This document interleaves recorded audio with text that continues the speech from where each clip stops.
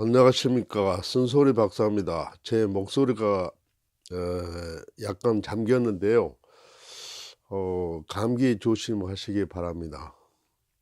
어제 대청 때문에 오랜만에 나들이 갔다 온 게 좀 후유증이 있는 것 같습니다. 오늘 아침에 그 주제는 강사법 대신에 교수법 제정이 시급하다 라는 제목으로 여러분과 함께 생각을 해 보겠습니다. 에 무엇보다도 제가 이제 이런 생각을 하게 된 것은 교수직과 연구직 간의 형평성 문제 때문에 그렇습니다. 교수직이라는 것은 대학에서 교수를 말하고, 연구직이라고 하면 국책연구소에서 연구하는 어 연구원 박사를 말합니다. 제가 이제 왜 이런 문제를 제기를 하냐면은요. 대학 교수들은 어 뭐 장관으로 가건 청와대에 들어가건 간에 그 직을 그대로 유지하고 들어가게 됩니다. 다시 말하면은 그 교수직을 가지고 그 장관을 하게 되고 청와대 수석도 하게 되고 전혀 문제가 없어요. 그런데 연구직의 경우는 사표를 써야 된다. 이게 도대체 이해가 안 가는데 누구도 이 문제를 갖다 제기를 하질 않아요. 그러다 보니까 인제 이른바 그 폴리 프로페서가 나오죠. 뭐 폴리 프로페서 입장에서는 뭐 손해 날 것도 없죠. 자기 직을 그대로 유지를 하기 때문에 한 뭐 몇 년 밖에 나가서 뭐 권력과 명예를 누릴 것을 다 누리고 다시 인제 원직으로 복직을 한다는 말이에요. 그래서 대학 교수 입장에서는 '왜 밖에 자리 없느냐. 어디 좋은 자리 있느냐.' 이런 데 자꾸 인제 눈길을 주게 된다는 거죠. 그렇게 되면은 그 대학의 그 학생들은 피해를 보는 겁니다. 왜냐하면은 그 담당 교수가 갑자기 뭐 장관으로 가고 청와대 수석으로 가게 되고 그러면은 그 강의는 누가 맡습니까? 그렇다고 신규 교수를 임용할 수도 없어요. 왜냐하면은 대학에는 이 티오가 딱 정해져 있기 때문에 그 밖에 나가도 그 자리를 유지하기 때문에 티오가 없어서 신규로 교수를 채용도 못하고 학생들만 피해를 본다 이겁니다. 그런데 연구직은 오히려 사표를 안 써도 돼요. 왜냐하면은 밖에 나가서 연구를 가지고 전문직을 했기 때문에 어떤 자리에 가더라도 그걸 활용을 할 수가 있다는 거죠. 그렇다고 학생이 있어서 피해를 주는 것도 아니고. 그런데 묘하게도 "연구직은 그만둬야 된다." 제가 인제 왜 이 이야기를 하냐면 저도 인제 대학 교수를 하다가 연구소에 그래서 자리를 옮겼는데 유학한 후에 인제 박사를 받고 나서는 대학으로 가지를 않고 연구소로 갔어요. 그래 연구소에 생활하다가 연구 성과를 인정을 받아서 그런지는 몰라도 차관급 기관장으로 교육기관 원장으로 갔어요. 그런데 대뜸 사표 내라는 거예요. 그래서 저는 사표를 내고 그런데 또 참 이 재수가 없으려고 정권이 바뀌니까 나가라는 거예요.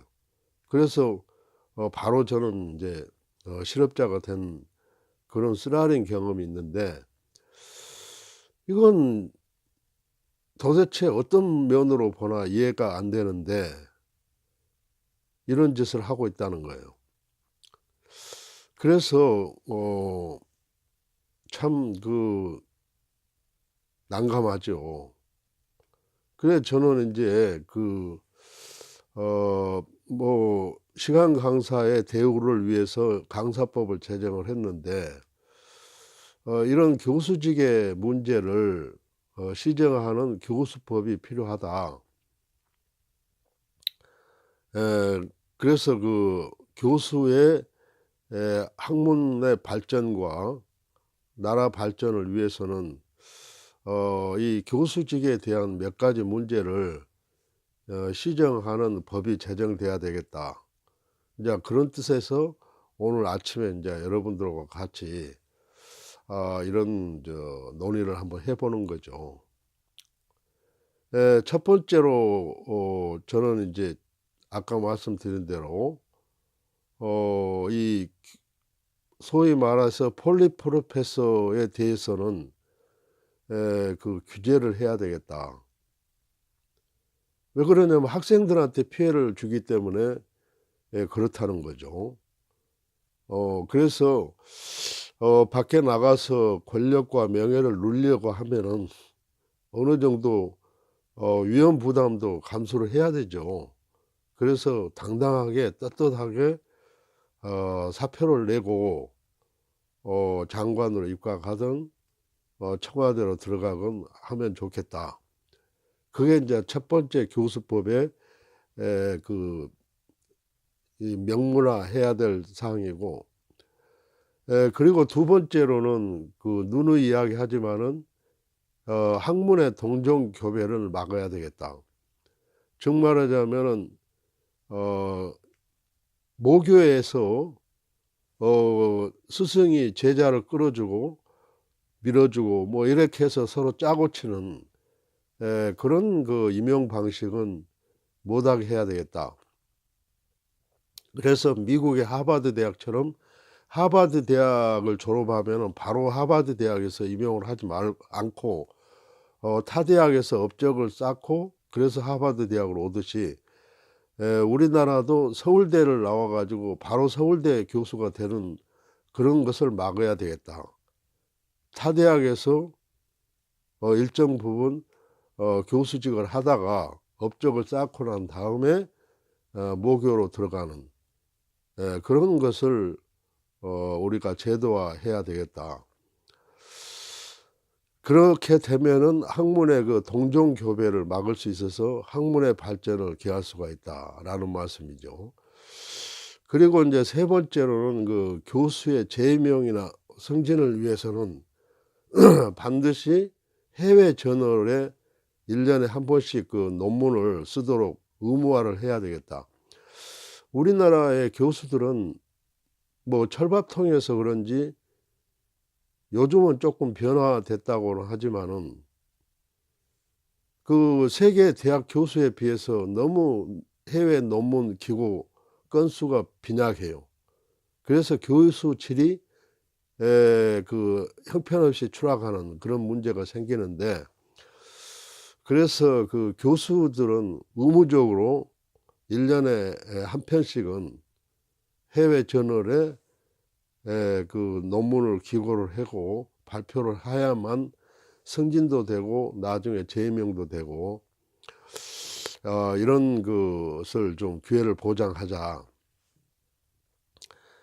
그리고 네 번째로는 그 국립대학의 교수 경우에는 국책 연구의 연구직하고 서로 어 자리 교환을 해 가면서 이렇게 능력을 쌓고 그렇게 질을 높이도록 해야 되겠다.